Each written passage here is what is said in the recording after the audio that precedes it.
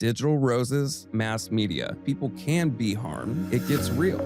Making that money. I have my video. Definitely positive. Could this monetization lead to the exploitation of others? A long time ago, on a couch far, far away, I found myself bored and curious. I reached for my phone, activated the TikTok app, and scrolled.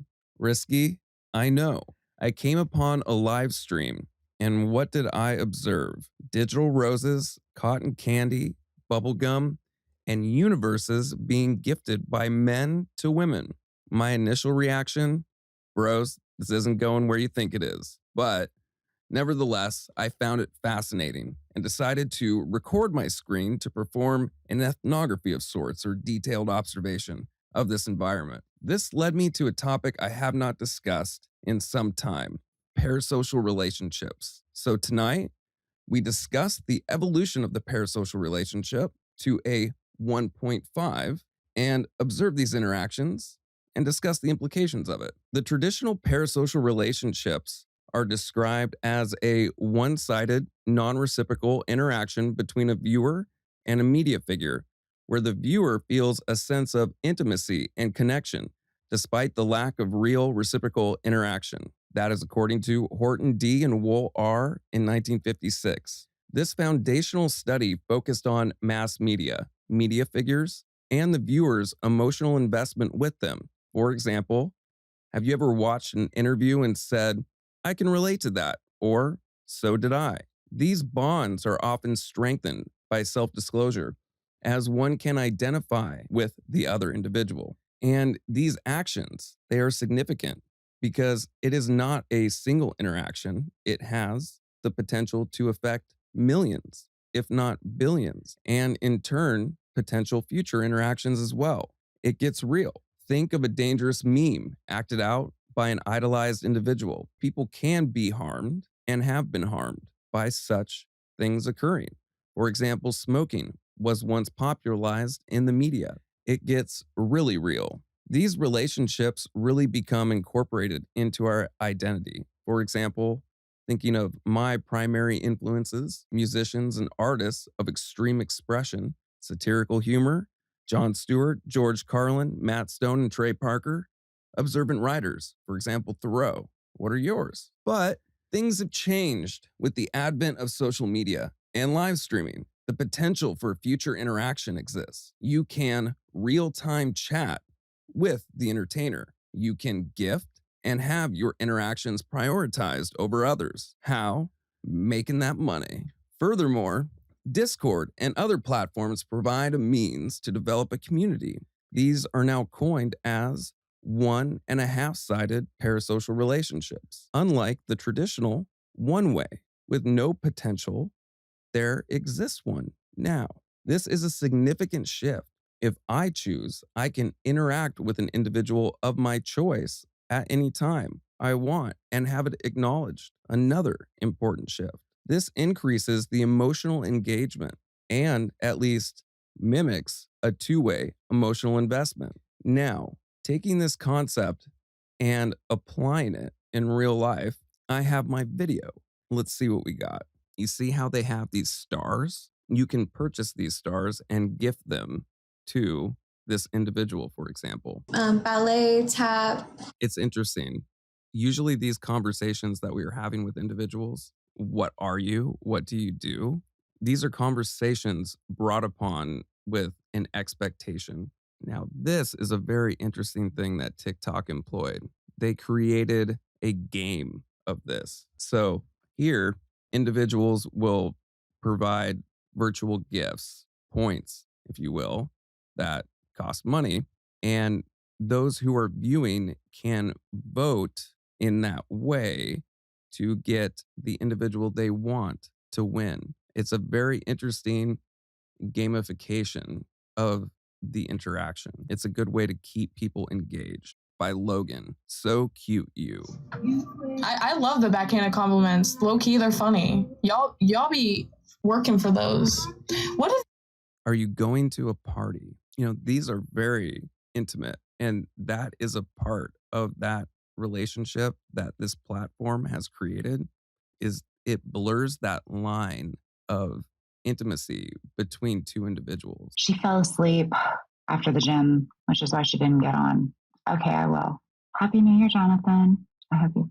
So that was something right there. She was talking about another live streamer that was unable to come on. So they have built a base where individuals, such as the individual who inquired into where that person was, have built a connection to want to see them together.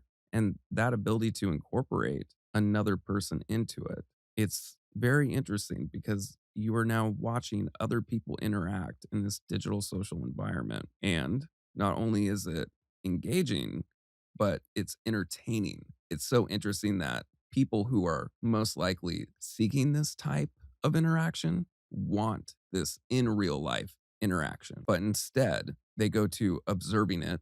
Single, I am single. So there, that is something. These individuals you never met or will most likely never meet. And there is an expectation for a future interaction. Now, whether it's the truth or not. But see how it's like sold as a party? So interesting how social interaction has changed. So you're ignoring my love. I love you. I'm not ignoring anybody. There we go. They want that acknowledgement or recognition of this individual's attention. There we go. Someone won. Yay! Let's go! Kelsey, MVP.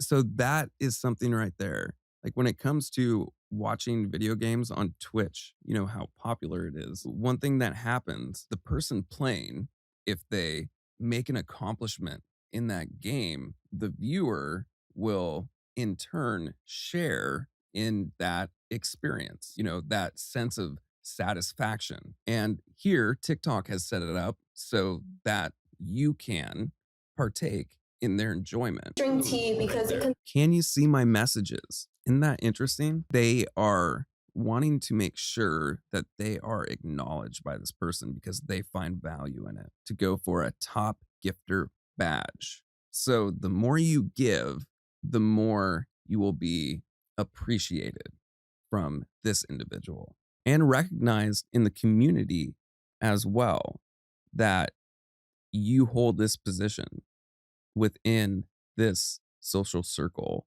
that has been created. I lost my wife 7 months ago, first New Year's alone. One benefit from social media that has come along is because of the anonymity that is involved with the use of online activities, it allows people to self-disclose. You know, ironically, this is a public chat, but most likely they will never interact in real life or let their identity be known with these people. So they can almost use this as therapeutic. This individual, their visceral reaction, it shows a genuine concern. If it is or not, I don't know.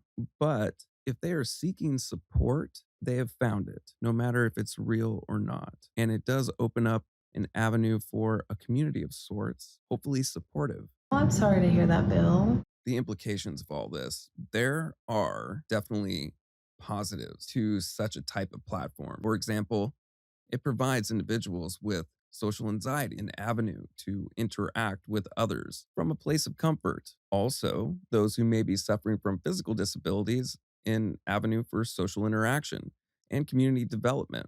Furthermore, the anonymous online interaction may provide a way for one to discuss things they feel that they can't express to their peers, and therefore it provides a therapeutic result. But what of the harms? Could this monetization lead to the exploitation of others? Those in need of social interaction, desperate for it, may find themselves doing things they would normally not do in real life with an expectation of a future interaction. That will not occur. Could this lead to the further objectification of women as objects? As you can purchase attention in this sense, therefore, could you not in real life? And what of the platform itself? TikTok wants engagement. Each transaction between a viewer and the streamer is a transaction for themselves with monetary gain. That promotes the streamer to interact with those who engage more and perform acts that get more engagement. The symbolic nature of roses, I think, is very impactful. It is a representation of affection, often gifted with the expectation to evoke a similar emotion within the receiver in hopes of a future social interaction. It seems like such a simple thing, but it is a powerful and a meaningful social transaction in real life. I think the best defense to the harms is the awareness of what each person has to get out of this, or possibly develop maybe a form of informed consent where it clearly states the boundaries and expectations of what will occur and not occur.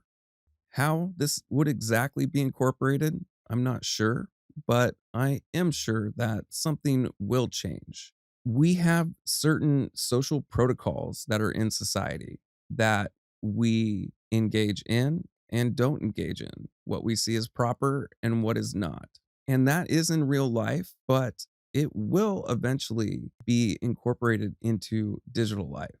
I think we are in a time where we are still working those things out, but those social protocols will most likely be applied in this digital sphere, not only to make it healthy, but I think it is well deserved to protect those of a vulnerable population. Something to consider with our digital hygiene, so to say. Please don't forget to like, share, subscribe, and hit that bell so you can be notified when a new video comes out. Thank you for watching.